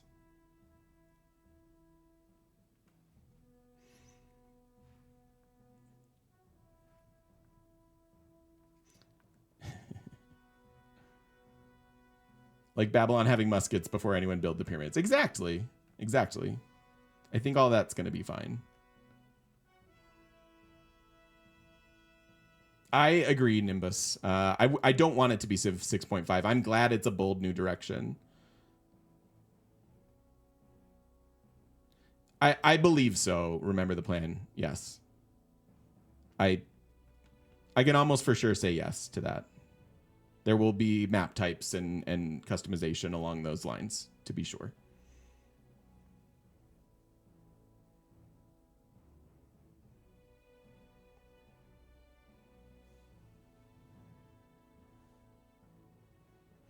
WAI team is awesome to hear as your biggest desire for Civ 7. Yep, I agree. I agree. Even more regularly, how will we keep up? Lol. What do I say to people who think it's humankind too? I think there are people who choose to be miserable in the world, and that's a bummer for them. Is that glib enough? So the Civ narrator is mostly very sincere and dry. Did they add some jokes? I'm sure the writing is good. No, that's Reddit enough. Lol.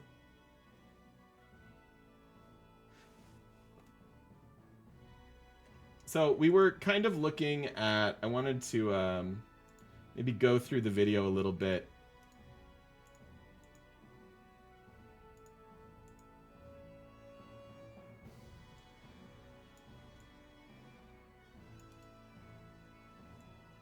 Oops.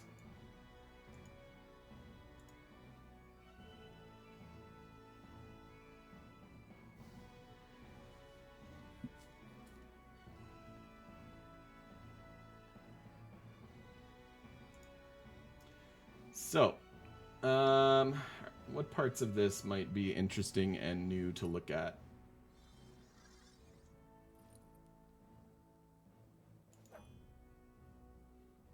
Or if somebody wants to pause and digest or look at something. Prince Philip, thank you for the follow. See, like all buildings give a happiness adjacency for improvements, right? There's a wide choice.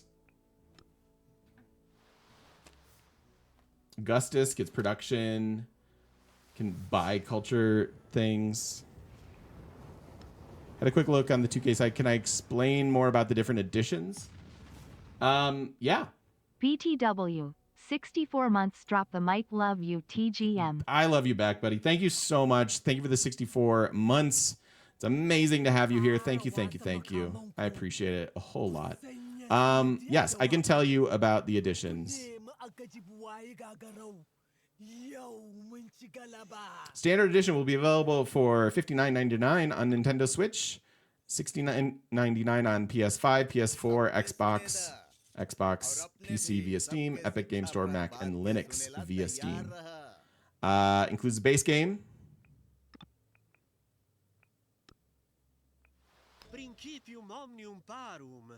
I don't know what dual gen entitlement is. Physical copies on PS5 do not grant dual gen entitlement. So I think you can play it on either Xbox, something like that. Deluxe edition, $89.99 on Switch, $99.99 on all the rest. It includes early access to play the game starting on February 6th. You'll get the Tecumseh and Shawnee pack, the post-launch DLC Crossroads of the World collection, and deluxe content pack. The Founders Edition, $119.99 on Switch, $129.99 on everything else, includes early access on February 6th, the Tecumseh and Shawnee pack, the post-launch DLC Crossroads of the Worlds collection, the deluxe content pack, and post-launch DLC Right to Rule collection, and Founders content pack. The Founders Edition is digital only and only available until February 28th. The waters flood again, preparing the lands for new growth. Here Does that help? Compel the world to behold the wonders it works.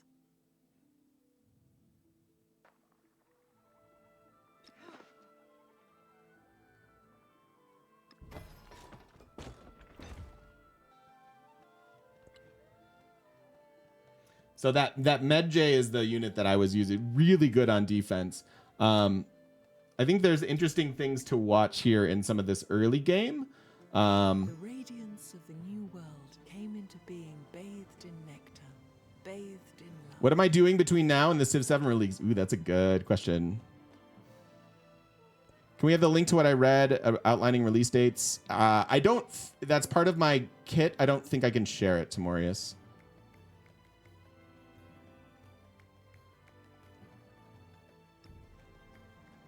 Apologies.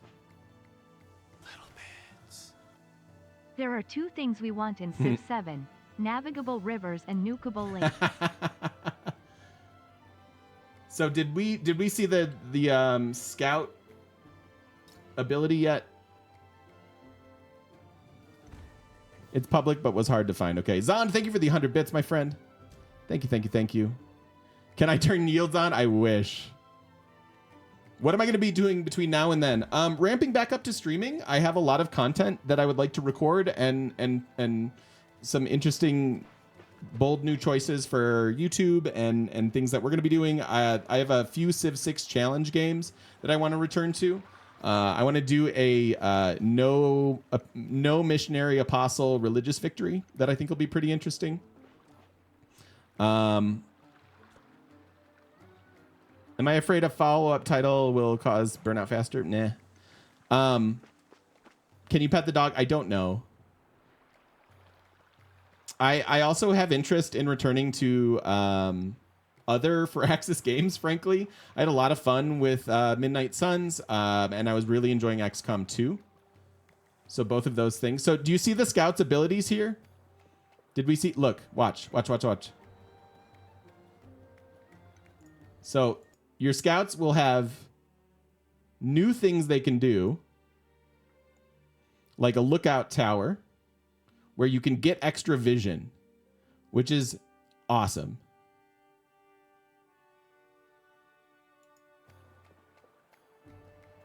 Chimera Squad's a hidden gem. Yeah, for sure. Pantheon and Valheim. Yeah, I don't really have a lot of time for those. Again, I'm gonna try to be streaming 2 days a week regularly, and then we'll go from there in terms of adding in some evenings. I've gotten a job IRL to help resource my life, so that's a thing that takes time and whatnot. But right there, you can see the choice of growing.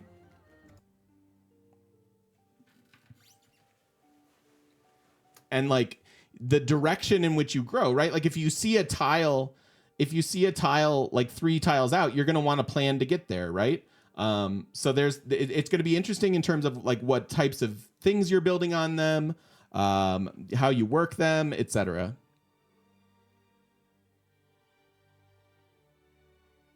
Can only see yields in a city screen. There will be other ways. You will be able to see yields. They just don't have it turned on. I played with them on.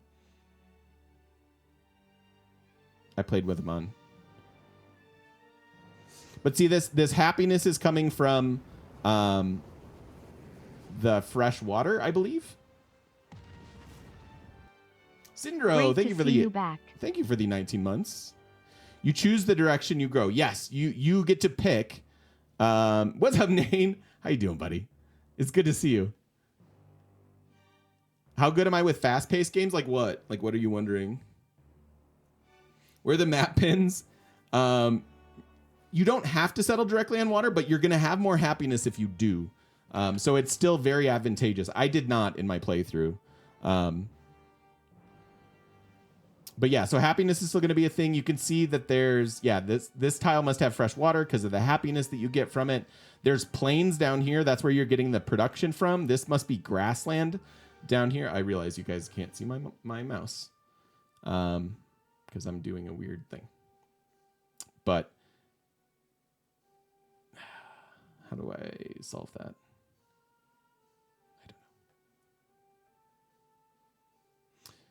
Do I know if spawn bias is tied to leaders or starting civs or both or neither? I truly don't know. And again, it's not going to matter as much because there's been a normalization of yields. Can you grow more than 3 tiles? You cannot work tiles more than 3 from your city center. Is there a production queue? I don't know. But so they're selecting that, and then that tile's instantly improved, and then next turn they can grab this next ring out if they want. So you can grow more than that, and everything culture bombs when you select that.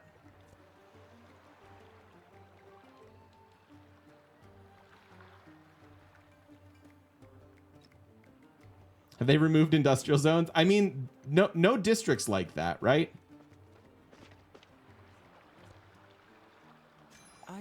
Because there aren't woods anymore. There's no chopping. There are no builders at all. Sand from thy There instead of hills, it's just rough terrain. The white foam flew. The furrow followed free. We were the first that ever burst into that Stone silent circles, sea. lol. Stone circles confirmed good. By the way, I picked it in my game. I think.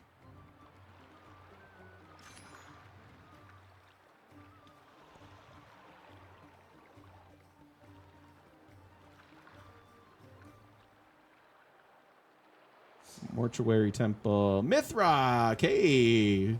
What is time? Who is why? Why is everything? Wait, who are you? Who am I? Why is everything? Indeed, indeed. Good to have you back, Mithrock. Thank you for the 40 months.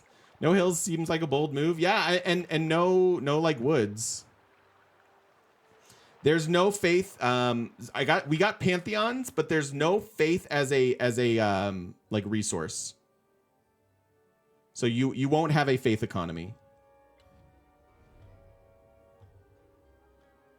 Do we have a Golden Gate spot there just planning ahead? So this is the independent city where you can like befriend them, fight them.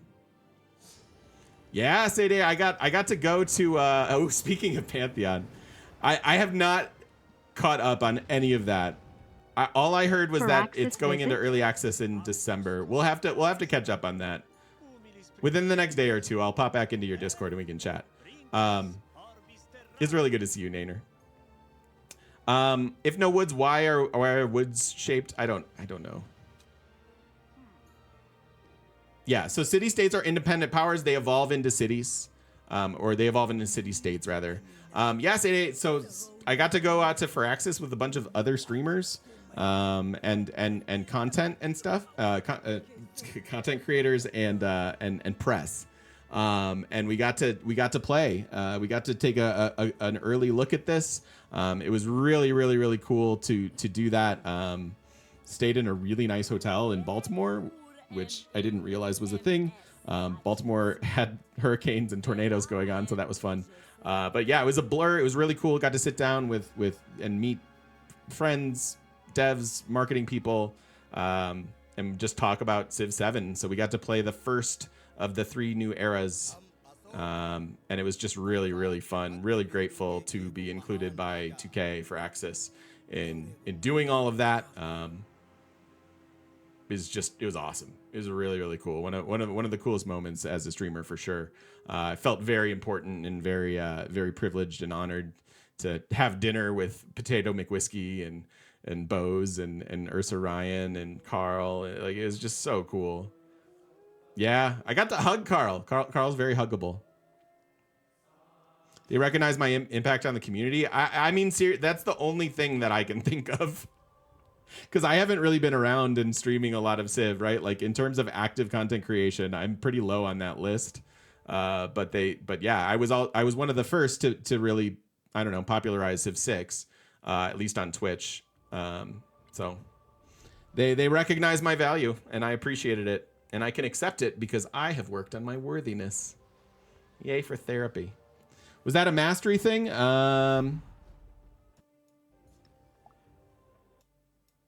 That was diplomacy. Yeah, so this is leader attributes. This is diplomacy. Diplomacy is going to be a spendable resource.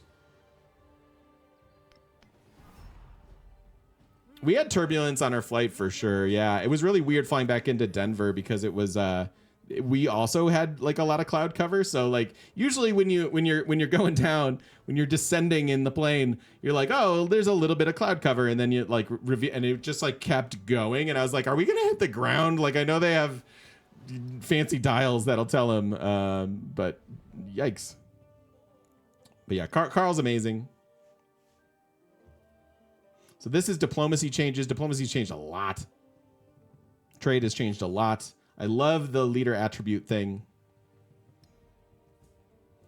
I'm trying to see if they go into one. I may have missed it already. My attention is very split. Were the guys from the Civ show there? No, they weren't. Yeah, if you look at the upper left, you have gold and then influence and then science, culture, happiness, and then 2 of 5 cities as a default here.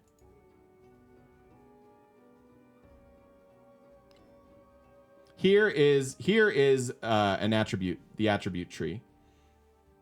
So you'll have each of these is a category: cultural, diplomatic, economic, expansionist, militaristic, scientific.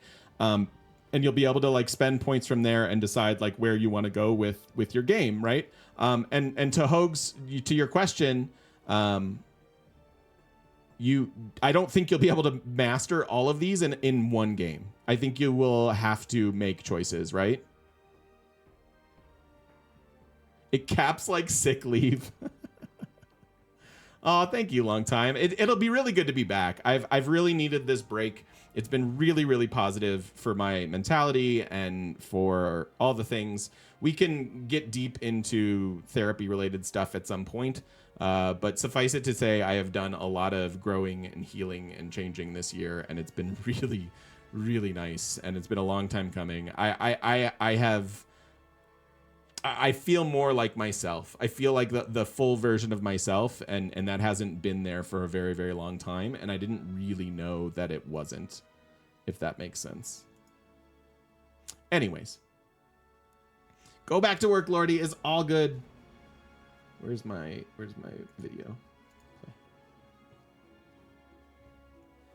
But yeah, it's great. Yeah, are there unique attributes for leaders? I don't know if there will be unique. I could see that being a down the line sort of thing. Sounds like you need a better therapist. Could be. Did I gift Bose some pickles? No, I did get to hang out with Bose though, which is really nice. Someone mentioned you have to pick your victory type at the start and can't change it, and I don't know who said that, but that's incorrect. If I've been to the Ashlands and Valheim, that's another thing we could do over the next few months. I'd love to get back into Pantheon and see what's changed there. I definitely want to play a new Valheim run and get into the Ashlands. I mean, we could pick up where my game was before, but I don't know. It depends. I'm going to be ramping up content creation again. I've just there's been a lot of therapy needed around this area too because of the unworthiness and whatnot. I like that I'm just glibly glossing over that stuff, and it doesn't feel like anything. It's really nice to just name it. But yeah, so over the next few months, we're going to be ramping back up on stream and content creation. This is a place that I've kept coming back despite the struggles that I've had. And it's because I love doing what I do. I love the community we've built here. I think the sky's the limit in terms of potential, especially with Civ 7 on the horizon. So I want to be around. I don't want to overcommit and under-deliver because that's something that's happened to me before. But in general, I'm feeling really, really good and really excited to be in and around the content creation space again. Yeah, I mean, there are pictures online. I posted some pictures of the North Americans. Quill was there. I didn't really get to talk to Quill. Chatted with Spiffing Brit a bit. I'm so bad with other content creators and names. I'm trying to think of other people. Obviously, dinner with Potato. But there should be pictures and stuff circulating online. I posted to our Discord the people that I got to meet from North America. But yeah, Spiffing seemed like quite a character. I don't know. It was a little intimidating. There are lots of really cool big personalities there, and a lot of people I really look up to. So, yeah. I hope whiskey was had in the dinner with Potato. Not night one. We drank beer night one, but then night two. I was drinking some fancy old fashions that were delicious. Spiff will have found a way to break the game already, and I think they're encouraging that. I think they want that to be a thing. So these are the ways that you're progressing the age.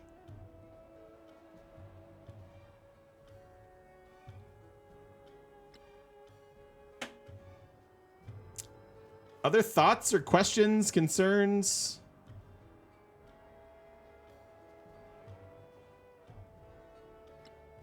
Yeah, Bose mentioned Spiff had already done that. That does not shock me. Any plans to stream again this week? Yes. I am going to stream. I hate saying it because it's so many times I've like committed and then not done it, but I also want you all to be able to join me. My intention is to stream on Saturday.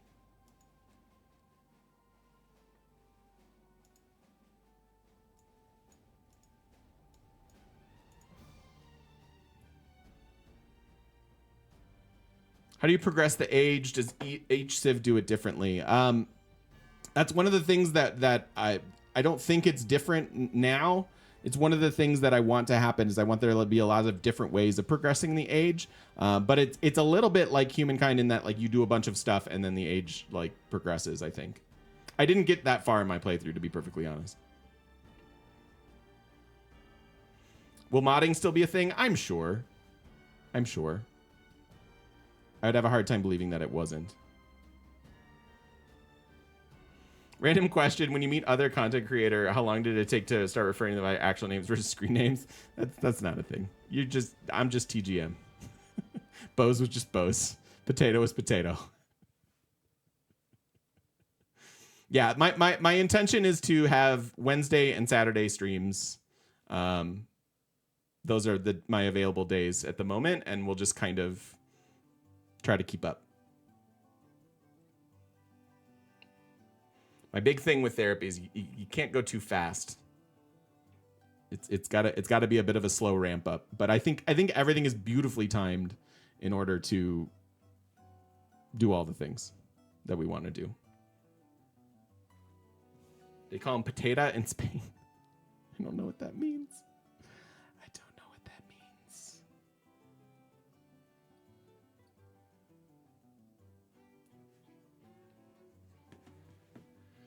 Wednesday or Saturday at the usual times. Yeah, and then possibly other evenings during the week. We'll see. You know, I just got to see how this stuff feels. There's just, again, I don't want to go deep into the therapy of it all. But I just have to see how this feels going forward, and if I can like deliver on the goals that I'm setting for myself, and like I just kind of it's going to be a very slow ramp up, and then we'll see, you know, in terms of content creation long term, if I'm going to come back to full time or whatever. Like it'll have to be, is this sustainable for my mental health, and is this sustainable financially? And obviously this is a great time to just be building that momentum, and we'll see where things are at in like February and whatnot. I don't feel pressure. I have full access to all that stuff now, which is great. But yeah, it's fun. It's fun and exciting. And as long as it stays fun and exciting, I'm excited. I have a lot of things I want to accomplish in life, as it turns out. And I'm looking forward to figuring out how to get them all done. And we're just going to have to kind of go slow.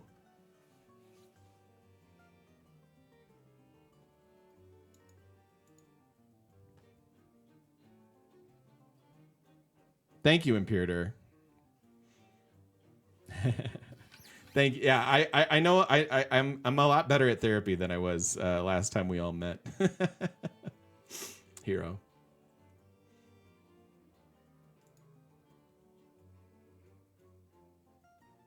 But I'm in a beautiful headspace. I feel a lot lighter.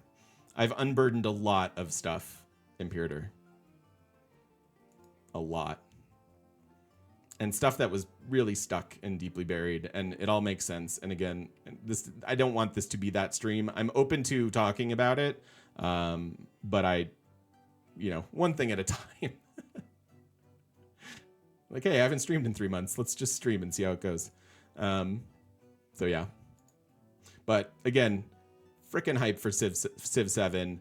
Other games that I'm interested in along the way: Valheim, Pantheon, Midnight Suns, XCOM 2, and Civ 6. I think we'll see. Again, there's some emotion there for me or whatever. But yeah, I have some challenge games and Civ related content that I want to be producing hopefully regularly over the next few months while we build up to the thing, because I want to get the YouTube rolling again. I want to do more than just VODs over there. It's really exciting. I feel like a lot of it's very doable, and again, gonna have to go slow so that I can feel all my feelings while we're doing it. Done some therapy yourself. It does go slow, but the work benefits there. Yeah, it's frustratingly slow at times, but once you kind of break through, it really feels good. It really feels good. You've been playing EQ2 Origins and could use an Ogre Bruiser. Time management is some of it again, but that's interesting to consider. What level are you guys? And is mentoring a thing? 30? Okay.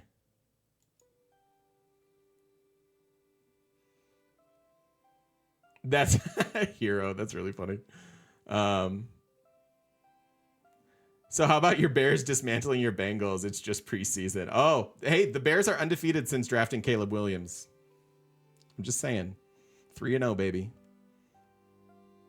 I'm buying into the hype. Oh, I will be setting up some fantasy football leagues. I will be picking some draft dates and whatnot. So keep an eye on the Discord if you're interested in that or have joined us in the past. I will roll that out this week. If not today, then Saturday. I know the season's right around the corner, but there's plenty of time to draft.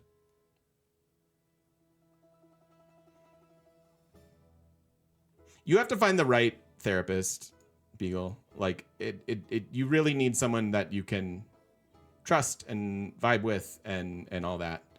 I kind of swung and missed at a couple therapists, not literally, but there have been a few times when I've tried and it hasn't stuck because it wasn't the right person to help, or I wasn't ready to deal with it. Right? Like, oh, I don't know, man. All I know is I feel freaking amazing now, which is so nice.